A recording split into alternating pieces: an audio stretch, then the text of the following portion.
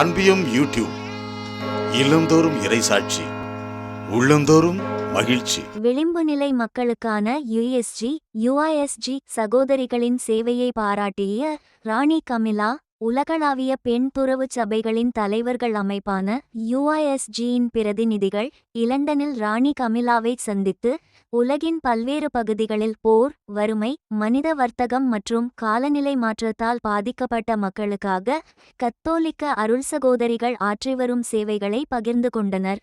யுஐஎஸ்ஜி எனப்படும் உலகளாவிய பெண் துறவு சபைகளின் தலைவர்கள் அமைப்பின் பிரதிநிதிகள் இலண்டனில் உள்ள அரச இல்லமான கிளாரன்ஸ் இல்லத்தில் ராணி கமிலாவை சந்தித்தனர். வத்திக்கானில் இடம்பெற்ற முதல் சந்திப்பை தொடர்ந்து மீண்டும் இடம்பெற்ற இந்த சந்திப்பில் உலகின் பாதிக்கப்படக்கூடிய மக்களுக்கு சேவை செய்யும் கத்தோலிக்க அருள் சகோதரிகளின் அர்ப்பணிப்பை ராணி கமிலா பாராட்டினார்.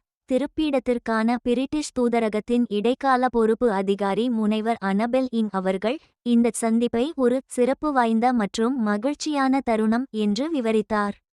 மோதல் இடம்பெறும் பகுதிகளிலும் விளிம்பு நிலை சமூகங்களிலும் சகோதரிகள் செய்யும் தாழ்மையான மற்றும் தைரியமான சேவையை ராணி மனதார பாராட்டினார் என்றும் அவர் குறிப்பிட்டார். உக்ரைன், லெபனோன் மற்றும் காங்கோ ஜனநாயக குடியரசு போன்ற நாடுகளில் போர் மற்றும் இடப்பெயர்வுகளுக்கு மத்தியிலும் மக்களுடன் தங்கியிருக்கும் சகோதரிகளின் அனுபவங்களை யுஐஎஸ்ஜி அமைப்பின் நிர்வாகச் செயலாளரான சகோதரி ராக்சான் ஷேர்ஸ் அவர்கள் பகிர்ந்து கொண்டார்.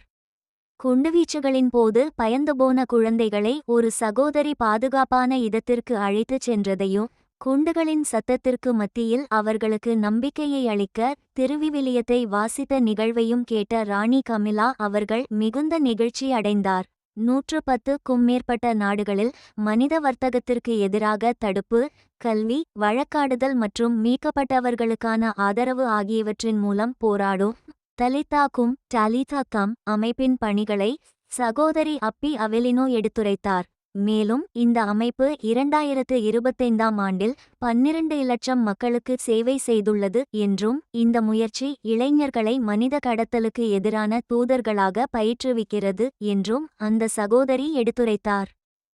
காலநிலை மாற்றம், இடம்பெயர்வு மற்றும் மனித வர்த்தகம் ஆகியவற்றுக்கு இடையேயான தொடர்பை வலியுறுத்திய சகோதரி மாமலிஃபர் போரேகு அவர்கள் பெண்கள், சிறுமிகள் மற்றும் பாதிக்கப்படக்கூடிய குடும்பங்களை பாதுகாப்பதற்காக வளங்குன்றா வேளாண்மை போன்ற வாழ்வாதார திட்டங்களை அங்கு பணி செய்யும் சகோதரிகள் ஊக்குவிப்பதையும் குறிப்பிட்டார்.